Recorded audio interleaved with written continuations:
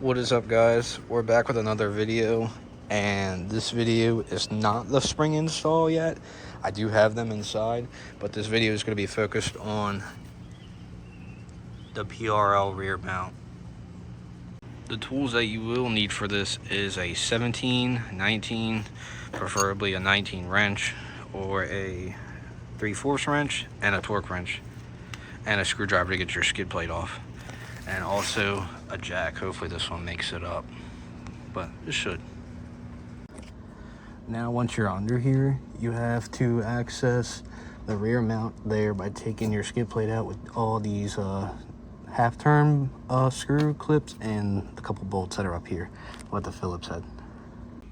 So now that the skid plate is off, don't forget about, there's 2 bolts that go here and then on the other side right there. And then the whole thing will basically drop down. Then you have your 19 bolt here, and then your 17 there.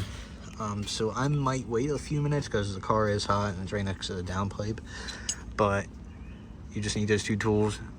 The mount will come right out. Reverse it and put both your bolts back in. But I'll show that process here in a few minutes.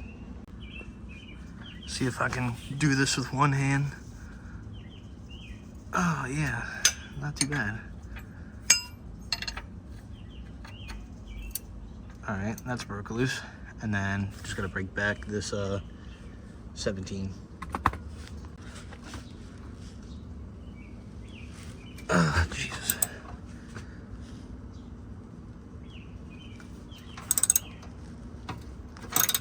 There it goes.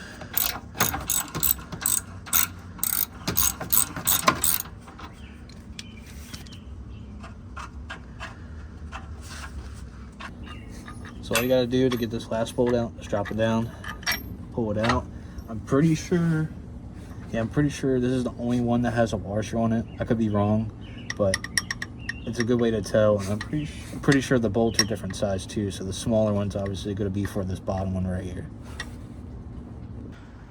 Yeah, so you can see definitely a difference that the wheel hop will be eliminated.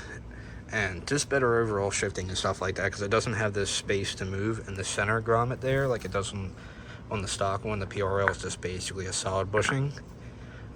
This is, I'm pretty sure it's a 60A one. I wanted to go with the street one. On all my other cars, I had the Hasport 70A. On the 9th gen I had, the 10th gen SI, and the Type R that I had the 70A on from Hasport, but PRL makes good stuff, so I wanted to try out theirs. And then you will need a torque wrench to put this stuff back on, which I did grab some thread locker. Just gonna put a dab on both bolts just for some security, but other than that, should be a simple reinstall. And I'll check back with you when it's in. What I also did is I did grab myself some soap.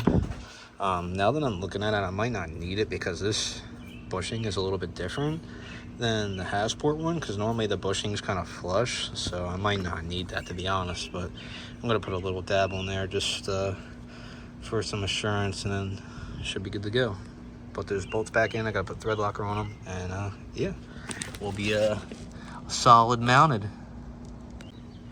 So I definitely underestimated how fast this stuff comes out, so I put a little bit more than I wanted to on there, but it is what it is. I got the rear mount kind of seated in there, and I'm going to feed these bolts through and tighten them up.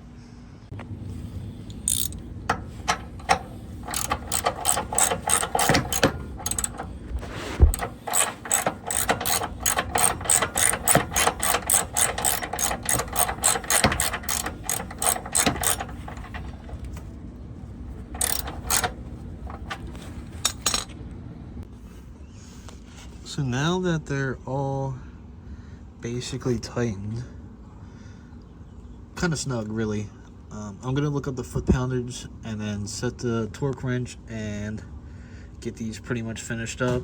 But it was a pretty smooth install. It was kind of weird lining this 19mm bolt up, but I got it.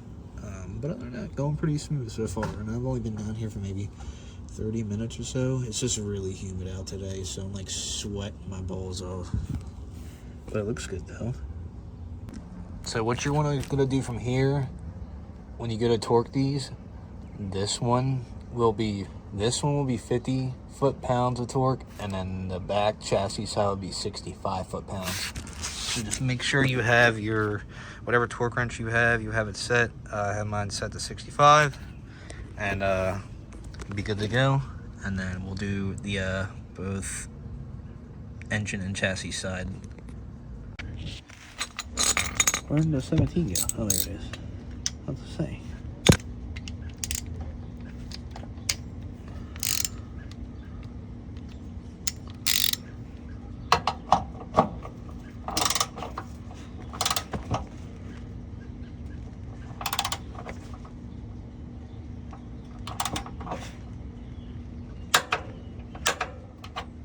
There's that one. And then I don't know if I'm gonna be able to get this this torque wrench in there. We'll see though. I'm gonna tighten it up with this real quick though. So I'm not able to get the torque wrench on there with the down plate, so I'm just gonna have to ugga-dugga it with this big ass wrench. So let's see.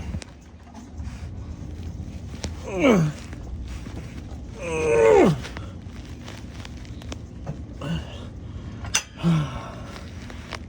think that's pretty tight. I mean, I'll give it one more.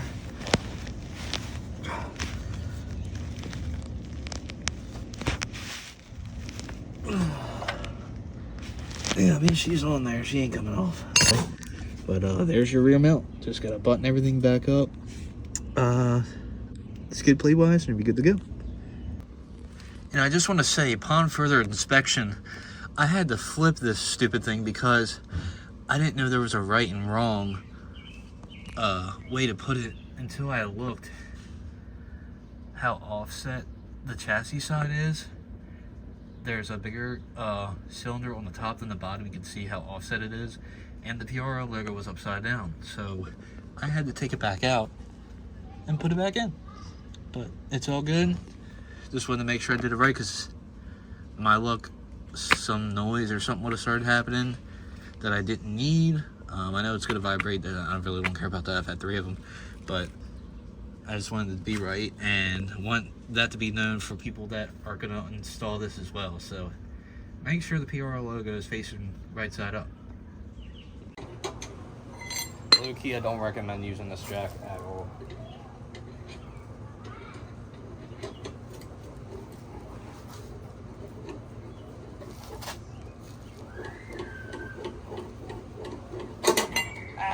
That's why.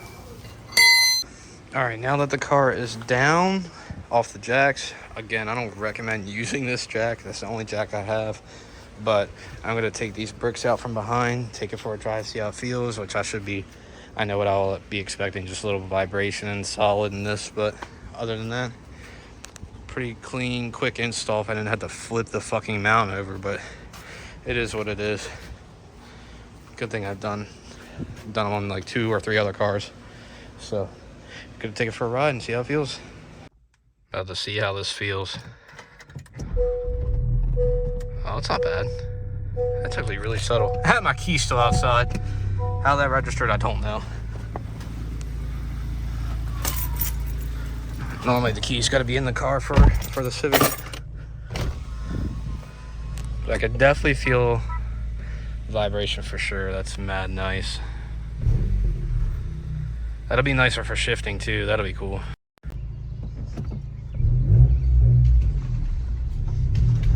Oh, it feels good.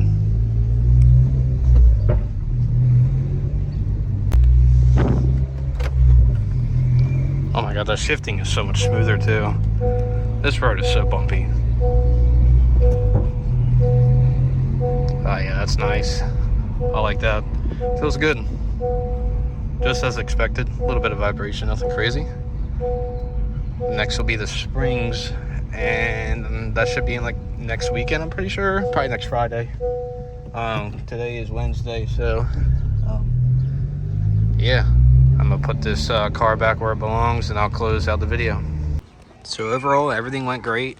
I I'll do like a couple 100-mile review, obviously when I get to that milestone, but I'll probably do it around when we do the springs, which will be not this coming Friday, but next Friday. So I think that's the 27th, pretty sure, because I'm going on vacation after that. So the next video, you will see this car, the wheel gap, be gone. Peace.